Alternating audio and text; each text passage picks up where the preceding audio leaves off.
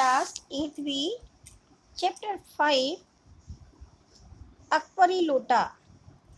लाला झाऊलाल को खाने की कमी नहीं थी। काशी की ठठेरी बाजार में मकान था। नीचे की दुकानों में 100 रुपये मासिक किराया आता था। अच्छा खाते थे, अच्छा पहनते थे, पर 250 रुपये तो एक साथ आँख सेकने के लिए भी ना मिलते थे।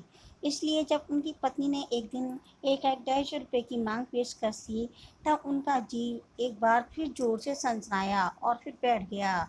उनकी यह दशा देखकर उनकी पत्नी ने कहा, डरिए मत, आप देने में असमर्थ हो तो अपने भाई से मांग लूंगी। लाला झाऊलाल जो थे, उनका ठठेरी माने होता है बर्तन वाला जो बाजार होता है ना, उसमें उनका एक मकान था जो नीचे दुकानों में से उसको 100 रुपये मासिक आया करता था। अच्छा खाते थे लेकिन फिर भी अच्छा पहनते थे, पर 250 रुपये तो एक साथ कभी उनको मिलते नहीं थे। तो एक बार उनकी पत्नी ने 250 रुपये की उनसे डिमांड कर देती है। तो सोचते मैं कैसे करूँ, क्या करूँ। कहते डरो मत, अगर आपके पास नहीं है तो मैं अपने भाई से मांग लूंगी। झाऊलाल इस मीठी मार से तिलमिला उठे। उन्होंने रौब के साथ कहा, अजी हटो, 250 रुपये अपने भाई से भीख मांगोगी, मुझसे ले लेना, लेकिन इस जिंदगी में ही चाहिए। अजी इसी जिंदगी में ले लेना। सप्ताह से अभी आपका तात्पर्य 7 दिन से है या 7 वर्ष से? लाल साहब ने लाल झाऊलाल ने रौब के साथ खड़े हुए कहा, आज से 7वें दिन मुझसे 250 रुपये ले लेना। तो अब वो झाऊलाल की पत्नी कहती है, बता तुम 7 साल में दोगे या 7 दिन में दोगी कि 7वें दिन तुम मुझसे ले लेना। लाला झाऊलाल ने रौब के साथ खड़े होते हुए कहा, आज से 7वें दिन मुझसे 250 रुपये ले लेना। पक्की बात? जी हाँ पक्की बात। लेकिन दिन बीतते गए और रुपयों का प्रबंध ना हो सका। तब उन्हें चिंता होने लगी। प्रश्न प्रतिष्ठा का था, अपने ही घर में अपनी साख का था। देने का पक्का वादा करके अब न दे सकी तो वह क्या सोचेगी? उनकी नज़रों में उनके लिए क्या मूल्य रह जाएगा? अपनी बाबाई की सैकड़ों गाथाएं उसे सुना चुकी थी। अब जो एक काम पड़ा था तो चारों खाने चित्त हो गई थी। पक्की बात रहकर ये शब्द उनकी कानों में गूंजते उठते। 5वें दिन पंडित विद्वासी जी को अपनी मिश्र जी को अपनी विपदा सुनाई और बोले, मेरे पास तो नहीं है पर कहीं से मांग कर लाने की कोशिश करूंगा। अगर प्रबंध हो गया तो कल तुमसे शाम को मिलूंगा। अब क्या हुआ कि उनकी वो अपनी पत्नी से कह तो देते हैं झाऊलाल जी, लेकिन अब उनके पास पैसे हों तब तो दें। तो ऐसे काफ़ी समय हो जाता है तो उनको अपने मित्र दिखाई देते हैं। तो मित्र उनसे कहते हैं कि ठीक है मैं तुम्हारी हेल्प करूँगा, ठीक है मैं बताता हूँ। आज यही शाम थी, सप्ताह का अंतिम दिन। कल 250 रुपये गिनकर देने हैं या सारी हेकड़ी से हाथ धोना है। यह सच है कि रुपया न पाकर उनकी स्त्री फांसी न देगी, बस जरा सा हंस देगी। उस हंसी की कल्पना से झाऊलाल की अंतरात्मा मरोड़ पैदा हो जाती। अभी पंडित बिलवासी मिश्र नहीं आए। आज शाम को ही उनके आने की बात थी। यदि रुपयों का प्रबंध न हो पाया तो इसी उधेड़ में पड़े हुए लाला झाऊलाल छत पर टहल रहे थे। कुछ प्यास लगी तो नौकर को आवाज़ दी। खुद तो उनकी पत्नी लोटे में पानी लिए हुए प्रकट हुई। संयोग से लोटा अपनी बेढंगी सूरत के कारण लाला झाऊलाल को सदा से नापसंद था। तो नया, 1-2 साल पहले का ही बना लगता था, जैसे उसकी बाप डमरू हो और माँ चिलमची। अब क्या हुआ, शाम को जब वो अपनी छत पर घूम रहे थे तो बोला कि या तो भाई मुझे आज पैसे देने होंगे, नहीं तो अपनी हेकड़ी से हाथ धोना होगा। उनकी औरत उससे कुछ कहेगी तो नहीं, लेकिन क्या करूँ मुझे समझ में नहीं आ रहा, बस थोड़ा सा हंस जाएगी। तो और उनके मित्र बिलवासी मिश्र अभी तक आए नहीं है, तो ये सोच कर कि उनको प्यास लगी तो उन्होंने नौकर को पानी के लिए आवाज़ दिया। तो उनकी पत्नी खुद लेके आ गई और वो एक लोटे के अंदर पानी लेके आ जाती है। तो लोटे से वो उनको वो बिल्कुल भी पसंद नहीं था। लाला झाऊलाल ने लोटा लिया और अपना गुस्सा पीकर पानी पीने लगे। उस समय छत की मुड़र के पास खड़े थे। मुश्किल से 2-1 घूंट ही पानी पी पाए होंगे कि लोटा हाथ से छूट गया। अब उन्होंने 1-2 घूंट ही पिए होंगे कि लोटा उनके हाथ से छूट गया। लोटा ने ना दाएं देखा ना बाएं, नीचे गली की ओर चल पड़ा। किसी जमाने में न्यूटन नाम की किसी खुरापाती ने पृथ्वी के आकर्षण शक्ति के नाम की एक चीज़ ईजाद की थी। कहना ना होगा कि वह सारी शक्ति इस समय लोटे के पक्ष में थी। लाला झाऊलाल को तो बदन में काटो तो खून नहीं। ठठेरी बाजार में ऐसी चलती भीड़ भरी गली में ऊंची तिमंजिले भवन से भरे लोटे का गिरना हंसी खेल नहीं है। गली में जोर का हल्ला उठा। लाला जब तक नीचे उतरे एक भारी भीड़ उनके आंगन में घुस आई। भीड़ का प्रबंध पात्र एक अंग्रेज था जो नक से सिर तक भीगा हुआ था।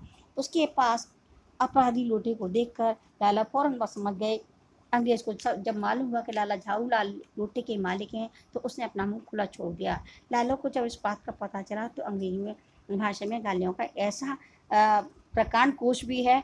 उस समय पंडित भिलवासीलाल भीड़ को चीरते हुए आंगन में आए और उन्होंने अब सबसे पहले भीड़ को बाहर किया, फिर कुर्सी पर आंगन में रखकर बोले, आपके पैर में शायद कुछ चोट आ गई, आप आराम से बैठ जाइए। अब क्या हुआ, जब उनके हाथ से जब लोटा गिर गया था तो वो बाजार में जो था एक अंग्रेज था उसके ऊपर गिरा था, उसको बहुत जोर से गुस्सा आया और गुस्सा आने के बाद में वो उन्होंने कहा कोई बात, वो सीधा अंदर आ गया। जब तक वो नीचे उतर के आता है तो उनके घर में घुस करके आ जाता है, तो वो अपने मतलब उनका चेहरा देखता है कि तुमने मेरे ऊपर क्यों डाल दिया, गुस्से में होता है। इतने में ही क्या होता है, जो बिलवासी मिश्र होते हैं, मिश्र जी भी आ जाते हैं भीड़ को चीरते हुए और आंगन में आ जाते हैं। और उन्होंने सबसे पहले भीड़ को बाहर किया, फिर कुर्सी आंगन में रखकर बोले, शायद आपके पैर में चोट लग गई है, इसलिए आप आराम से पहले बैठ जाइए। साहब धन्यवाद करते हुए बैठ गए। फिर बोले, आप इस आदमी को जानते हैं? बिल्कुल नहीं, मैं इस आदमी को जानता ही जानना चाहता भी नहीं, जो निरीह राह चलते लोगों पर लोटे से वार करे। मेरी समझ ये खतरनाक है, पागल है, मेरी नज़र में मुजरिम है, उसने मतलब दोष किया है। लाला समझ नहीं पा रहे थे कि बिलवासी को क्या हो गया है, वे मन ही मन उसे कोसने लगे। साहब ने बिलवासी से पूछा, तो अब करना क्या चाहिए? पुलिस रिपोर्ट कीजिए ताकि ये आदमी फौरन हिरासत में ले ली जाए। हाँ, तो उसने कहा क्या भाई, मैं तो इसको नहीं जानता। उन्होंने कहा तुम इसे जानते हो कि नहीं? मैं तो नहीं जानता हूँ। कि तो ठीक है, फिर करना क्या चाहिए? फिर इसकी पुलिस में रिपोर्ट कर दो। तो वो कहते हैं पुलिस स्टेशन कहाँ है? चलिए मैं बताऊँ। आपकी जाते तो पहले इस लोटे को इस आदमी से खरीद लूँ। क्यों जी, बेचोगे? मैं 50 रुपये तक इसका दाम दे सकता हूँ। काला झाऊलाल चुप रहे। साहब ने हैरानी से पूछा, इस रद्दी लोटे का आप 50 रुपये दाम क्यों दे रहे हैं? और उन्होंने कहा कि अच्छा, मैं पुलिस में रिपोर्ट तो हम लोग बाद में करेंगे, पहले ऐसा करते हैं कि इसका जो कीमत है इससे पूछें और मैं इसे 50 रुपये में खरीद लेता हूँ। तो आप तो ये क्या कहते हैं, वो कहते हैं आप तो इसे रद्दी क्या कह रहे थे। मैं आपको जानकर जानकार और शिक्षित आदमी समझता था, आखिर बात क्या है? तो उन्होंने कहते अंग्रेज पूछता है कि आखिर तुम इस लोटे को खरीदना क्यों चाह रहे हो, इसका मतलब कि क्या मतलब है, इसको क्यों खरीदना चाह रहे हो, बात क्या है आखिर? तो उन्होंने कहा ठीक है, बात कुछ नहीं है, ये अकबरी ज़माने का प्रसिद्ध लोटा है और जिसकी तलाश में संसार भर की म्यूजियम के लोग परेशान हैं। अच्छा, जी हाँ जनाब, 16वीं शताब्दी की बात है। बादशाह हुमायूं से शेरशाह से हार कर भागा था और सिंध के रेगिस्तान में मारा मारा फिर रहा था। प्यास से जब उसकी जान निकल रही थी, उस समय एक ब्राह्मण ने इसी लोटे से पानी पिलाकर उसकी जान बचाई थी। इस बात की जब अकबर को जानकारी हुई तो उसने ब्राह्मण का पता लगाकर उससे लोटा ले लिया और उसके बदले में 10 सोने के लोटे ब्राह्मण को दे दिए। इसी से इसका नाम अकबरी लोटा पड़ा और सन 1957 तक इसका शाही घराने से रहने का पता है। पर जब इसके बाद लापता हो गया तो लोटे का सारा विवरण सुनते सुनते लोग को ऐसा प्रभाव पड़ा कि जो कुछ हो लोटा था मैं ही खरीदूंगा, इसमें मेरा क्या है। अब वो क्या बताता है कि भाई इस तरह से जब अकबर जो था वो बादशाह हुमायूं शेरशाह से हार कर भागा है, तो जब मारा मारा फिर रहा था, उसकी जान निकल रही थी, तो एक ब्राह्मण ने उसको इस लोटे से पानी पिलाया था। तो ये मतलब बहुत अच्छा उसको लोटा लगा था। तो इसके बदले में उसने जो है क्या किया, उसको 10 सोने के लोटे दे दिए और उसे ले लिया। तो ये वो वाला लोटा है। तो अब उसकी समझ में ये आता है, अंग्रेज मतलब बेवकूफ़ बन जाता है, वो कहता है कि ठीक है, मैं इसे खरीदूंगा। जरूर हक है, लोटे के पानी से एहसान आपने किया है, आपने किया है या मैंने? आपने। फिर आपकी पैर पर गिरा या मेरे? आपकी। इसलिए मेरा हक है। आप 50 रुपये दे रहे हैं, मैं इसके 100 रुपये देता हूँ। अब वो क्या कहने लगे कि आप तो इसे 50 रुपये दोगे, लेकिन मैं इसके 100 रुपये देने के लिए तैयार हूँ। तो वो कहता है मैं 150 रुपये दूंगा, मैं 200, अजी मैं 250 देता हूँ। यह कहकर बिलवासी जी ने 250 रुपये लाला झाऊ लाल के फेंक दिए। साहब को भी ताब आ गया। उन्होंने कहा आप 250 देते हैं तो मैं 500 देता हूँ। बिलवासी जी अफसोस के साथ रुपये उठाते हुए बोले, लोटा आपका हुआ, ले जाइए, मेरे पास 250 से अधिक नहीं है। उन्होंने कहा ठीक है, तुम अगर ऐसी बात है तो मेरा मैं तो 250 से ज़्यादा नहीं दे सकता हूँ। साहब ने झपट कर लोटा ले लिया। अब जब पड़ोसी मीरा डगलस को दिखाऊंगा, उन्हें भी पुरानी चीज़ संग्रह का शौक है। पिछले साल भी हिंदुस्तान से जहांगीरी अंडा ले आए थे। तो उन्होंने कहा जहांगीरी अंडा क्या है? वो कहते हैं कि उनके एक पड़ोसी है वो डगलस, उनको पुरानी चीज़ रखने का शौक है, तो वो जहांगीरी अंडा लाए थे। तो जहांगीरी अंडा क्या है?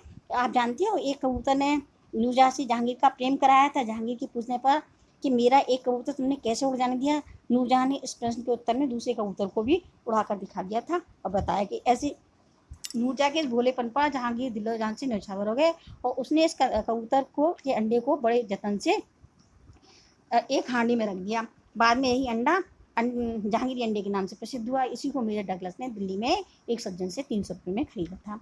अब मेरा अकबरी लोटा उनके जहांगीरी लोटे से अधिक पुराना है। तो जहाँ साहब ने झाऊ लाल को 500 रुपये देकर अपनी राह ली लाला झाऊलाल पंडित बुलासी ने एक जोरदार ठाका लगाया। अब क्या हुआ, आपको संदेश की समझ में आया, तब उसको 500 रुपये देता, वो तो उसको 250 रुपये की जरूरत थी, और अब उनको जो है झाऊलाल को मिल गए 500 रुपये। तो वो ठाका लगाते हैं, क्योंकि वो बताते नहीं है कि मेरा दोस्त है, मैं इसको जानता हूँ या क्या है, कुछ नहीं बताती, बल्कि उसका अपने दोस्त का वो भला कर देता है। तो इस कहानी से मुझे क्या शिक्षा मिलती है, वो अंग्रेजों से लेकर उनको पकड़ा देते हैं और अपने चलते बनते हैं। तो उनको ये लगता है कि हमें जब हमारे ऊपर कोई कठिन परिस्थिति हो तो हमें अपनी बुद्धि का उपयोग करना चाहिए। That's all, have a nice day.